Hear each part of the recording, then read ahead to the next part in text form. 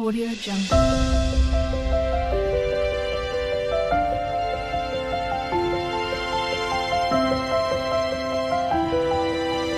Audio Jungle. Hi friends, ఈరోజు video వచ్చేసి నాటుకోడి కూర చేస్తున్నాను. టేస్ట్ అయితే చాలా బాగా కుదిరింది. చాలామంది బాయిలర్ చికెన్కి అలవాటు పడి నాటుకోడి కూర రుచిని మర్చిపోతున్నారు. నాటుకోడి కూర రుచి చాలా బాగుంటుంది. ఫస్ట్ మనం మసాలాని ప్రిపేర్ చేసుకోవాలి. ప్యాన్ వేడైన తర్వాత 1 స్పూన్ జీలకర్ర, 2 స్పూన్ల ధనియాలు, గరం మసాలాలు, కొంచెం ఎండు కొబ్బరి, ఒక 5-6 మిరియాలు, 1 స్పూన్ గసాలా వేసి మంచిగా వేయించుకోవాలి. ఈ మసాలాలన్నీ సిమ్లో పెట్టి వేయించుకొని పక్కన పెట్టుకోండి. చికెన్ని మంచిగా కొంచెం పసుపు, కొంచెం ఉప్పు వేసి 2-3 సార్లు కడిగి పక్కన పెట్టుకోండి.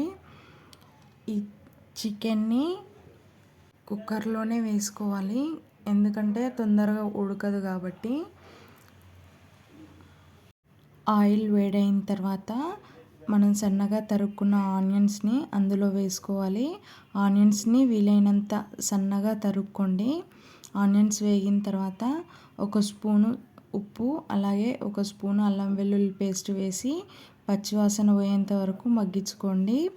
అలాగే 2 రెమ్మల కరివేపాకు, అలాగే 1/2 టీ స్పూను పసుపు వేసి మంచిగా కలుపుకొని ఫస్ట్ మనం కడిగి పెట్టుకున్న చికెన్ని అందులో వేసి మొత్తం కలిసేలాగా కలుపుకోవాలి. మరో 10 నిమిషాలు మామూలుగా మూత పెట్టేసి ఉడకనివ్వాలి.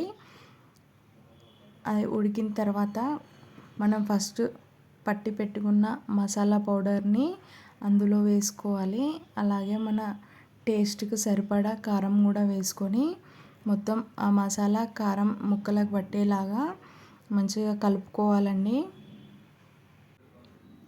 మొత్తం కలుపుకొని నూనె పైనకి తేలేంత వరకు మంచిగా ఉడికించుకోవాలి.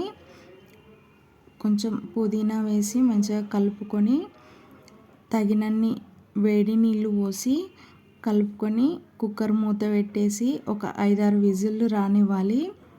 ఒకవేళ చికెన్ బాగా ముదిరితే ఇంకొంచెం సేపు ఉడకనివ్వండి. మంచిగా కుక్ అయిన తర్వాత దించేసి కొత్తిమీర వేసి సర్వ్ చేసుకోవడమేనండి.